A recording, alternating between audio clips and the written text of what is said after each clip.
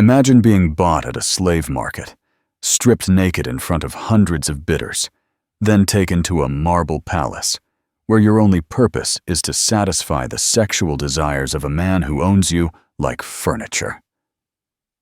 This wasn't fiction. This was the daily reality for thousands of concubines in the Roman Empire. Behind the marble columns and golden statues of Rome's glory lay a darker truth, a sophisticated system of sexual slavery that made concubines both the most desired and most disposable people in the ancient world. Tonight, we're exposing the brutal reality of what it truly meant to be a concubine in history's most powerful empire. Before we dive into the hidden darkness of Roman society, hit that subscribe button and ring the notification bell, because what you're about to discover will shatter everything you thought you knew about ancient Rome. Marcus Aurelius. Sextus walked through the slave market in Rome's Forum Boarium with the casual air of a man shopping for pottery. The year was 150 AD, and he was in the market for something very specific, a new concubine for his villa. Around him, hundreds of naked human beings stood chained on wooden platforms, while potential buyers examined them like livestock. The concubine trade was the most lucrative branch of Rome's massive slave industry. Unlike common laborers, concubines commanded premium prices, sometimes equivalent to a year's salary for a skilled craftsman. The most beautiful could cost as much as a small villa, making them luxury items accessible only to Rome's wealthy elite. The selection process was methodical and dehumanizing. Buyers examined teeth, felt muscles, and inspected bodies for scars or diseases. For women destined to become concubines, the scrutiny was particularly invasive. Slave dealers would force them to walk, turn, and pose, while buyers assessed their potential for bearing children and satisfying sexual desires.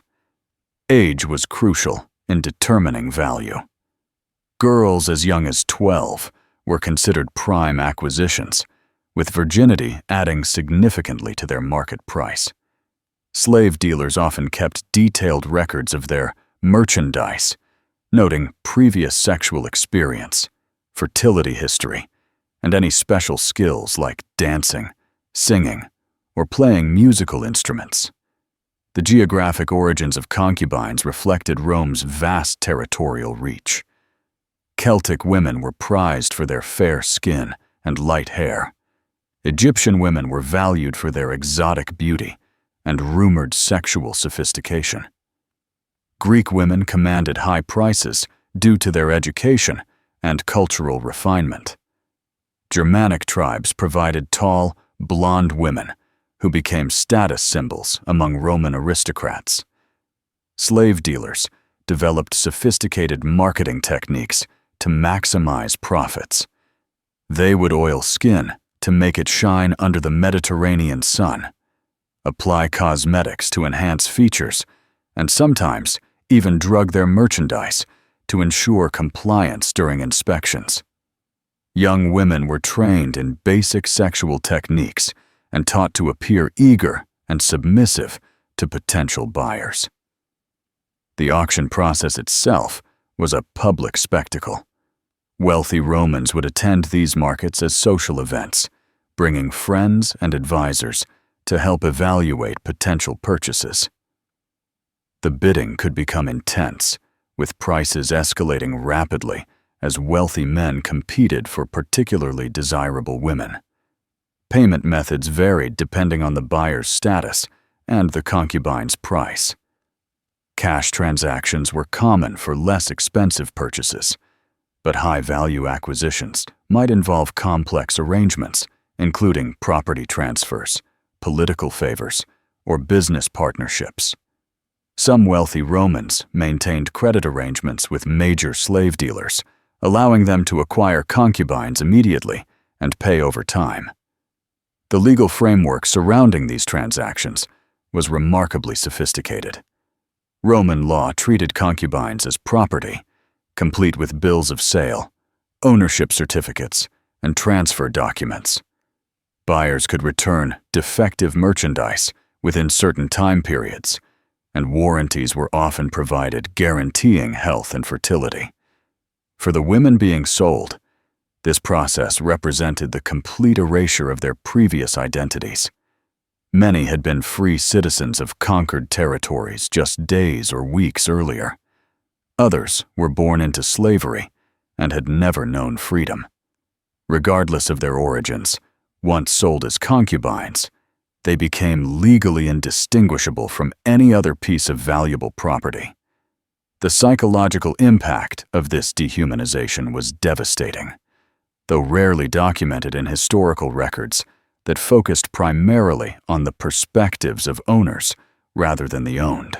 Livia awakened in her small but elegantly appointed chamber in Senator Gaius Flavius's villa, knowing that today, like every day for the past 3 years, her body belonged entirely to someone else. The life of a Roman concubine was a paradox of luxury and imprisonment, comfort and degradation, privilege and powerlessness. Roman concubines occupied a unique position in the household hierarchy, above common slaves, but below legitimate wives and children. They lived in dedicated quarters within their owner's villa, often beautifully decorated spaces that served as both bedroom and prison. These rooms were typically located near the master's private chambers for easy access, but far enough from family areas to maintain social boundaries. Daily routines were strictly regulated and centered entirely around their owner's needs and desires. Concubines would wake before dawn to prepare themselves, bathing in perfumed water, applying cosmetics, and dressing in silk garments chosen specifically to please their master. Personal grooming was an elaborate process involving depilation, nail care, hair styling, and the application of various oils and perfumes. Education was provided, but only in areas that enhanced their value as companions. Many concubines learned to read and write, play musical instruments, recite poetry, and engage in sophisticated conversation. This intellectual development wasn't for their benefit. It was an investment in their utility as entertaining companions for their owners and guests. The sexual demands placed on concubines were both routine and unpredictable. They were expected to be available whenever summoned, regardless of their physical or emotional state. Pregnancy was encouraged, as children increased their value and provided some measure of security, though any offspring legally belonged to their master and could be sold or given away at will. Social isolation was perhaps the cruelest aspect of concubine life. They were forbidden from forming meaningful relationships with other household members, and were often moved between properties to prevent emotional attachments. Contact with family members from their previous lives was typically prohibited, creating a profound sense of disconnection and loss. The relationship with their owner was complex and varied dramatically depending on individual personalities and circumstances. Some concubines developed genuine affection for kind masters who treated them with relative dignity. Others endured years of abuse, violence, and humiliation from cruel owners who viewed them as objects for pleasure and domination. Healthcare was provided, but primarily to protect the owner's investment. Concubines received medical attention to maintain their beauty and fertility, but psychological suffering was ignored or dismissed. Many developed what modern medicine would recognize as depression, anxiety disorders, and trauma-related conditions. Economic dependency was absolute. Concubines received food, clothing, and shelter, but no wages or personal property. They were entirely dependent on their owner's generosity for any small luxuries or comforts beyond basic survival needs. Entertainment and leisure activities were limited to those that served their owners' interests. They might attend banquets and social gatherings, but only as accessories to enhance their master's status. Private entertainment was restricted to activities that maintained their value: reading, music practice, or physical exercise to preserve their appearance. The psychological adaptation required to survive in these conditions was extraordinary.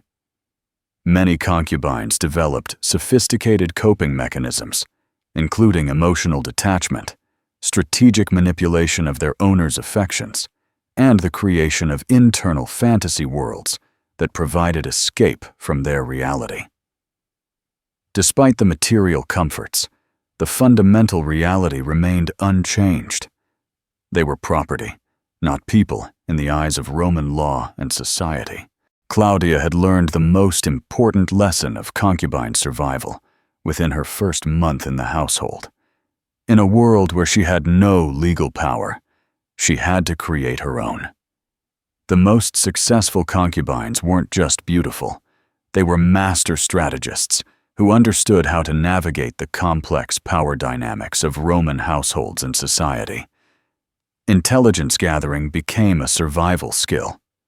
Concubines occupied a unique position that allowed them to observe intimate family dynamics, overhear private conversations, and witness unguarded moments of their owners' lives. Smart concubines learned to collect and carefully use this information to improve their circumstances or protect themselves from potential threats. Manipulation of emotions was perhaps the most sophisticated tool in a concubine's arsenal. Those who survived and thrived learned to read their owner's psychological needs and respond accordingly. Some masters craved intellectual stimulation.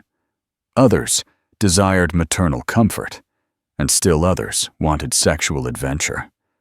Successful concubines became psychological chameleons, adapting their personalities to fulfill these emotional voids. Building alliances within the household was crucial for protection and advancement. Concubines who cultivated relationships with loyal slaves, sympathetic family members, or influential guests could sometimes secure better treatment or even eventual freedom. These relationships required careful navigation, as jealousy and competition were constant threats. The relationship with the legal wife was particularly delicate and dangerous. Some concubines managed to position themselves as allies to neglected wives, providing emotional support and companionship in exchange for protection. Others faced violent retaliation from jealous wives who viewed them as threats to their marriages and social positions.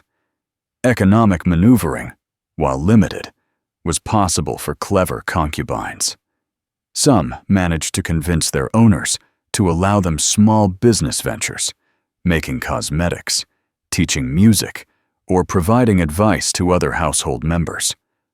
The profits from these activities could sometimes be saved or used to purchase small luxuries that improved their quality of life. Sexual strategy became a complex art form.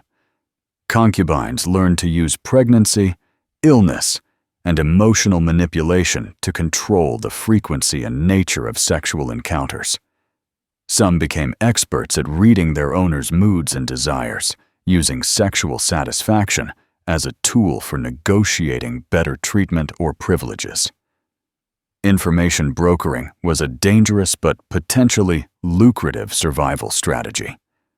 Concubines with access to political or business information could sometimes trade this knowledge for protection, money, or favors. However, being caught engaging in this type of activity could result in severe punishment or death. The development of irreplaceable skills provided some measure of security. Concubines who became exceptional cooks, physicians, accountants, or teachers made themselves too valuable to discard casually.